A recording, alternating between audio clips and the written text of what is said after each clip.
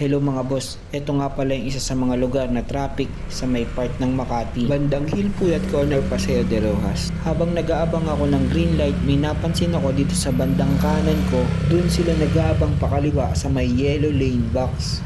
Ang pagkakaalam ko kasi hindi pwede dyan eh.